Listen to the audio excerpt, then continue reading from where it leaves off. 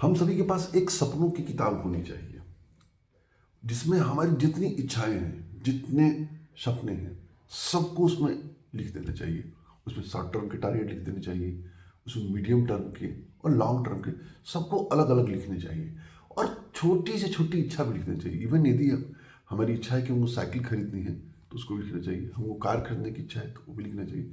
एक घर खरीदने की इच्छा है तो वो भी लिखना चाहिए। लिखना क्यों चाहिए, सबसे पहले हमें इसको ये समझना है। हम सभी जानते हैं कि विचारों की एक शक्ति होती है। जो भी हम हमारे मन में विचार उत्पन्न होते हैं उसकी एक शक्ति होती है। तो जो हमारे मन में विचार उत्पन्न होते हैं, यदि हम उसको कोई मात्रक दें, कोई पैमाना दें, जैसे एक विचार की वजन 1 किलो है उदाहरण के तौर पर, तो यदि जो विचार सिर्फ हमारे मन में पैदा होते हैं उसका वजन 1 किलो है, यदि हम उस विचार को बोल देते हैं, कह देते हैं, तो उसका वजन उसका 10 गुना है, यानी कि 10 किलो का हो जाता है। और यदि उस विचार को हम लिख देते हैं उसका असर 10 गुना और बढ़ जाता है, यानी कि सीधे से देखा जाए तो 1 कुंटल का हो जाता है। यानी विचार को सोचने, इच्छाओं को सोचने, सपनों को सोचने की तुलना में हम यदि उन सपनों को लिखते हैं कहीं, तो ये मान के चलिए कि उस टारगेट को, सपने को पूरे होने की प्रोबेबिलिटी 100 गुना बढ़ जाती है।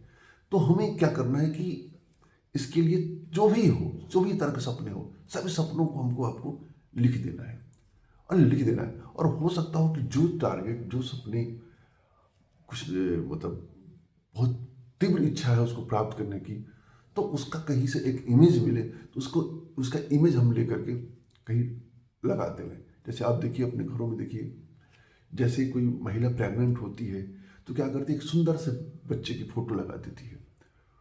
वो जो फोटो होता है ना, उस महिला को बार बार प्रेरणा प्रदान करता है। जो दर्द सहन करती है ना, उस दर्द को सहन करने में मदद करता है। तो उसी तरह से हम भी यदि जो भी इच्छा है, जो भी सपने हैं, उसकी फोटो लगा देते हैं, उसकी चित्र रख लेते हैं, तो वो जो एक लॉ ऑफ अट्रैक्शन जिसको हम कहते हैं, वो असर करता है और हमारे सपनों के पूरे होने की प्रोबेबिलिटी काफ़ी बढ़ जाती है। मैंने इसको देखा है, मैंने इसको किया है, इसलिए मैं ऐसा कह रहा हूँ।